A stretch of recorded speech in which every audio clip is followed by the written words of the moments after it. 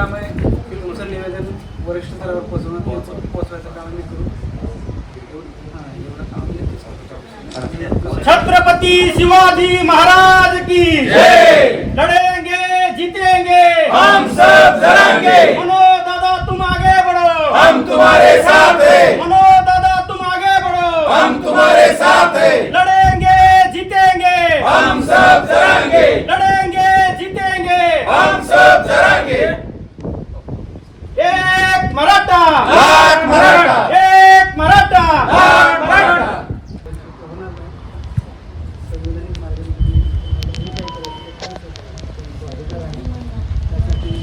आमचं पोलीस प्रशासन होते PSCचा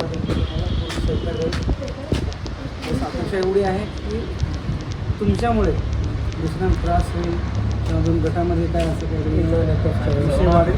गेल्या 20-25 वर्षापासून साहेब या ठिकाणची परिस्थिती तुम्ही जर अभ्यास केली तर कसल्या चुकीच्या पद्धतीचं एकही आंदोलन झालं नाही. महाराष्ट्रातलं पहिलं आंदोलन इथं होतं साहेब, ही बी महत्वाचा मुद्दा सांगतो. पण चुकीचं आंदोलन किंवा चुकीचं नोंद आतापर्यंत एक बी नाही. संविधानिक मार्गाने आम्ही या ठिकाणी आंदोलन करतो आणि आतापर्यंत प्रोडेशनचं पण सहकार्य आहेच, तुमचं बी राहील हीच अपेक्षा आहे. ह्या गोष्टीचं दुसऱ्याने अनुकरण करायला पाहिजे. बिलकुल बिलकुल चांगली गोष्ट आहे. असंच तुम्ही continue व्हा ही अपेक्षा करतो. आमच्याकडून तुम्हाला कधी लागलं मदत तर मी इथंच असतो तुमच्या माझा नंबर आहे तुमच्याकडे. कधी काय विषय झाला तर मला तुम्ही फोन करू शकता. निवेदन दिलं पोलीस स्टेशनला.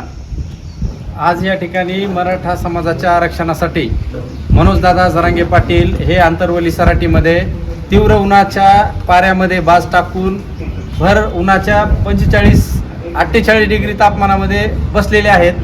त्या अनुषंगाने आज सिरसाळा पोलीस स्टेशनला आपण सकल मराठा समाजाच्या वतीनं या सिरसाळा परिसरातील सर्व ग्रामस्थांच्या वतीनं एक निवेदन या ठिकाणी दिलेलं आहे की बाबा महाराष्ट्र सरकारने जो मुंबईला आंदोलन केलं त्याच्यामध्ये शासनाने आपल्याला मराठा समाजाला आरक्षणाचा GR काढलेला आहे, परंतु खालच्या पातळीवर त्या GRची कुठलीच अंमलबजावणी होत नाही. नुसता हातामध्ये GR दिला आणि त्याच्यानंतर कुठली 6 महिने झालं 8 महिने झालं तहसीलला मराठा आरक्षणाचे सगळे सोयरेचे प्रस्ताव पेंडिंग आहेत. एकही त्या प्रस्ताव विशेष करून परळी तालुक्यामध्ये परळी तहसीलचं कुठलंच काम मराठा समाजाच्या बाजूने होत नाही. ही या ठिकाणी अत्यंत शोकाची आणि खेदाची बाब आहे आणि म्हणून मनोजदादा जरांगे पाटील पुन्हा एकदा आमरण उपोषणाला या ठिकाणी असल्या भयानक परिस्थितीमध्ये बसलेले आहेत आणि म्हणून मराठा समाजाच्या वतीनं आपली मागणी किंवा मराठा समाजाचे अखंड मराठा समाजाचं दैवत आहेत ते मनोजदादा मराठा समाजाची आणबाण आणि शान आहेत. ते अशा परिस्थितीमध्ये जर बसत असतील तर ही गोष्ट अतिशय चुकीची.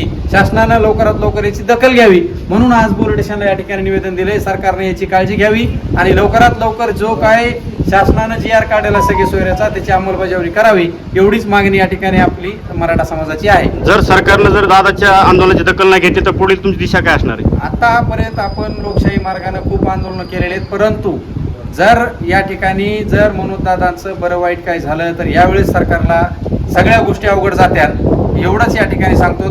कारण तीव्र आंदोलन समाज या ठिकाणी केल्याशिवाय राहणार नाही.